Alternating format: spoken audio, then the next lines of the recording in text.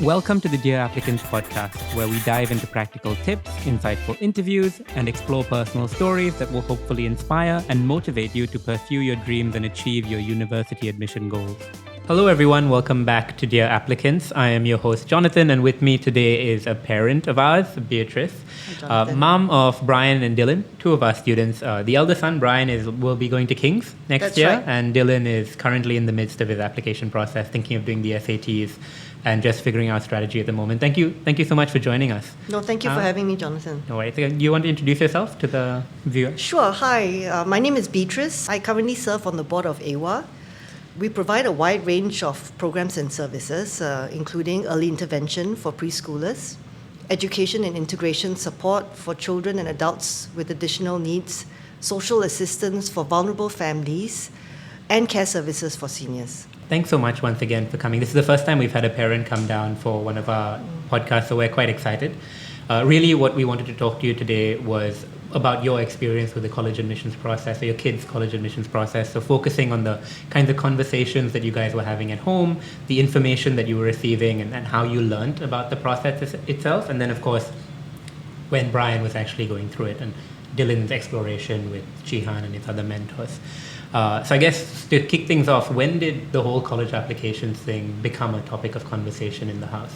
Well, I guess we started quite late. I think I know of people who start the process quite early when kids, have just started high school or midway through high school. But I think we really only started seriously thinking about college applications when our eldest was probably, in grade 12, probably. And, we thought that in the midst of IB? Yes, in the midst of IB, and then our younger one was in boarding school, so we thought, we might as well kind of kill two birds with one stone, and then, have both of them, work with the college preparatory service, and IvyPrep had come highly recommended, and so we started the process, and that was also during COVID, so it was a combination of hybrid and personal meetings. Right, I remember back in 2021. That's right. Yes. I'm a little bit curious. So your eldest was in SJII, and we know that they have counselors. Most parents, I guess a question that we get from a lot of parents are, my school or my kid's school have counselors that can help them. So what edge does a consulting or preparatory service give me? So what was the thinking behind looking outside of just the school to engage in an external counselor?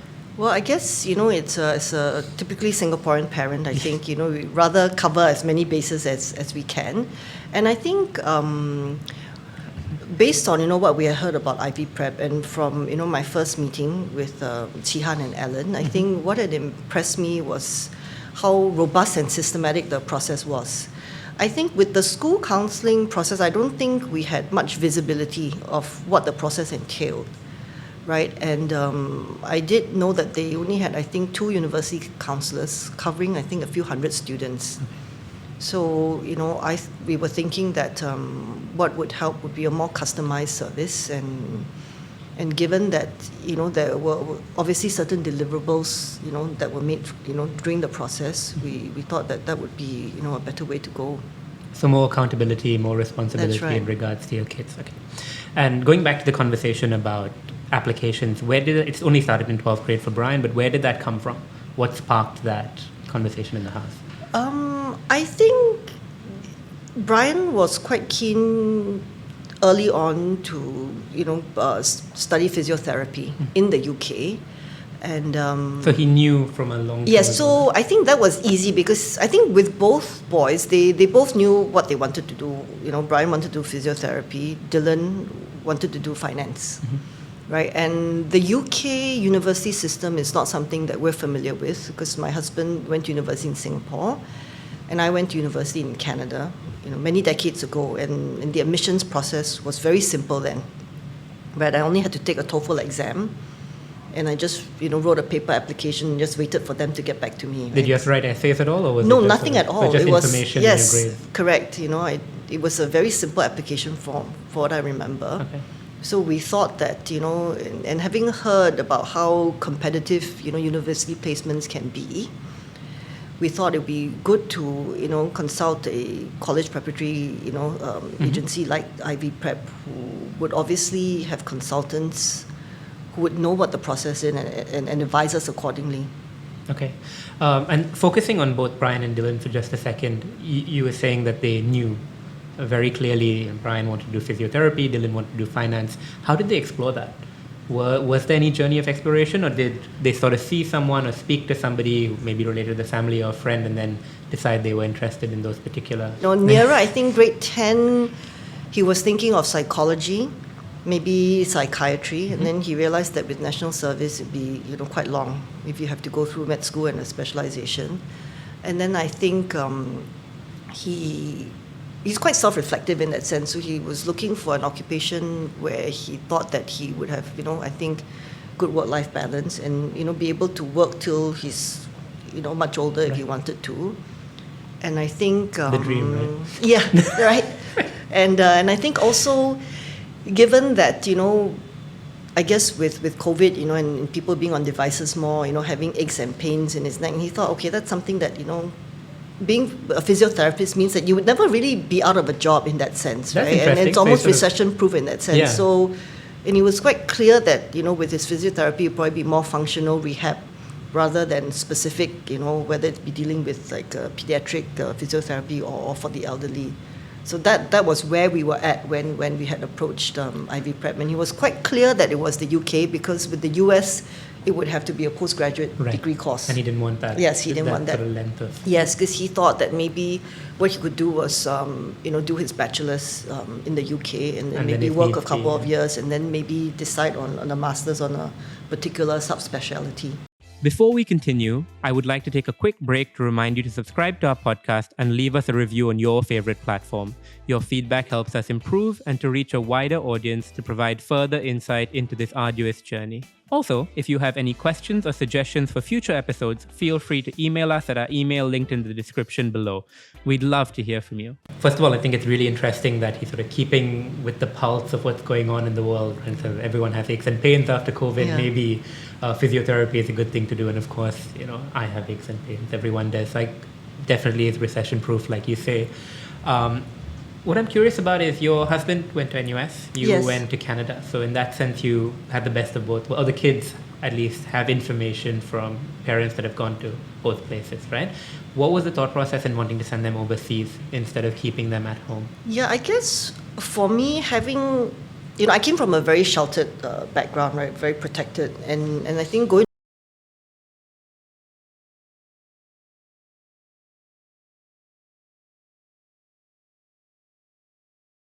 you can get living overseas. If you're sick, nobody's going to bring you to the clinic. Unlike in Singapore, you wanted your kids to do that? To go yeah, so I think even though they would have gone through the army, I think it's a different experience when you live overseas for a given amount of time. Even if they had lived in a hostel, they would still have to they could still bring their laundry back on the weekends, for example.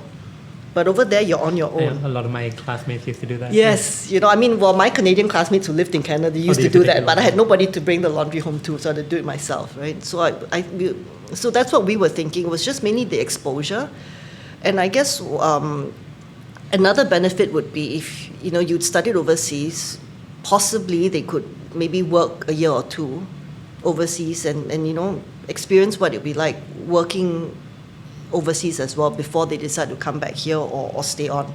So we just felt that I think an overseas education would have different benefits, whether culturally but also in terms of I think maybe more options available to them work-wise.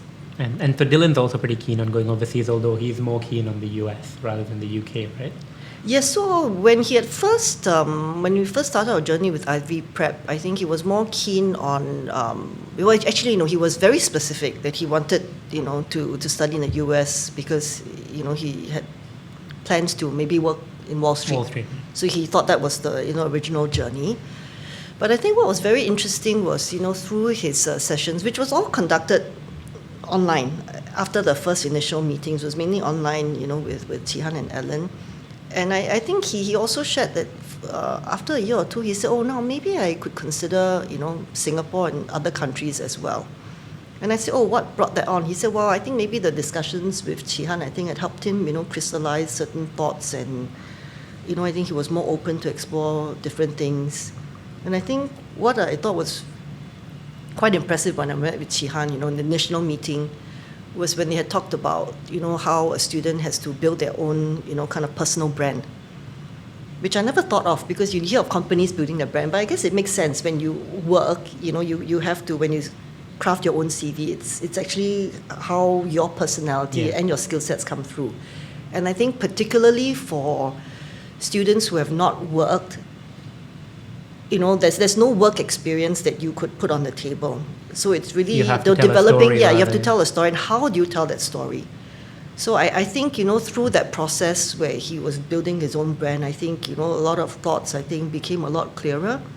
Yeah, that's a really important point to bring up. This is something that I often mention, especially to parents, because I think it simplifies explaining the college admissions process, right? What you're doing when you're at a job interview is selling your skills and abilities to the interviewer. What you're doing at the college admissions level is again, just selling your interests as well as your experiences to the college admissions officer. It's like you said, there's no work experience yet, but there needs to be something that speaks to your abilities, but also your curiosity or just intellectual capacity. So that building a personal brand for us is something that's really, really important, just understanding what kind of story you're trying to sell. And that's helpful not just at the university level, but also beyond. Yes, right? So I think definitely. You're creating the foundations for later what is going to be your professional profile, let's say. So where is Dylan at right now? He's open to not just the US, but also a few more countries? Yes, so I've always been pushing Canada, right? Because that's where I've studied. So, I think he's looking at Australia. At your alma mater? Or? Yeah, hopefully, yes, because they've got a good business Very good school. Business school, yeah. Correct. And they have those really interesting overlaps between computer science and business now. So I had a friend who did UBC Soda, right? That's mine is the UBC in the main campus. Right. Yeah. So they have this dual degree now with economics as well as data science and computer science. So you end up graduating with a double degree. So that's something that's really cool, especially if he is going to end up going into finance. Right. It's something that a couple of my friends did, and they speak very highly of the program. So it's always an option. Yeah. So I think having been away, I think for 2 years, he's more open to staying. Being near whether it's in the Asia Pacific or Canada and even Australia as well. And it sounds like you and your husband have been very receptive to everything that the kids have wanted to do. So you're not sort of telling them you should go here. Well, oh, okay. Or is there a little bit of mix and match? No, I think we've realized that I think it's very different when we were kids, as the boys keep telling us. Back then, I was just told apply to Canada because US was too wild and open. The UK weather is too cold, so you just go to Canada, and we just look at the Western Canada because that's the warmest, and that's it. So I just applied to 2 universities, and that was it, right? And I was lucky to have had the opportunity to go overseas, and I think I really benefited from the Canadian system because I did well in university because I was actually taking subjects that I had interest in. So I was doing, courses in sociology, race relations, which I've always been interested in.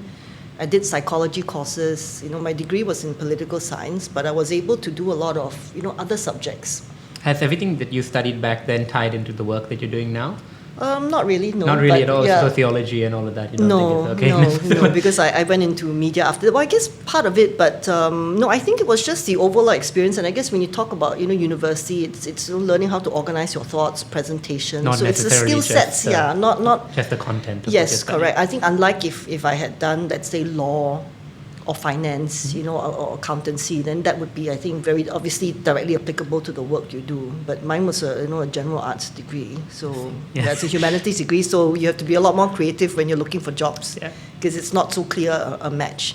Yeah, all our humanities students have the same sort of concerns, yes. And their parents as well. Yes, so then now, I wish I had known about the personal brand statement, because then I think that would have helped me, I think, in terms of crafting my CVs. So when Dylan, we came across, I think it was Dylan commenting on my husband's LinkedIn profile page, and he said, it's very scant, there's barely any information, So we saw, you've got one, and we looked at his, and we were quite impressed, because we were thinking, wow, he's managed to, given that he's only 18 with not much experience, managed to actually, craft out, quite an interesting, I think, description of himself. Did your husband end up updating his? No, he still hasn't updated. Yeah, I think he needs some help, but... There's always Dylan now that but he's in the army, so when he's got a bit more time, That's all for today's episode of Dear Applicants. Thank you so much for joining us. I hope that you found the content valuable and insightful. If you'd like to learn more about our guests or the topics we discussed, be sure to check out our show notes for links and further resources.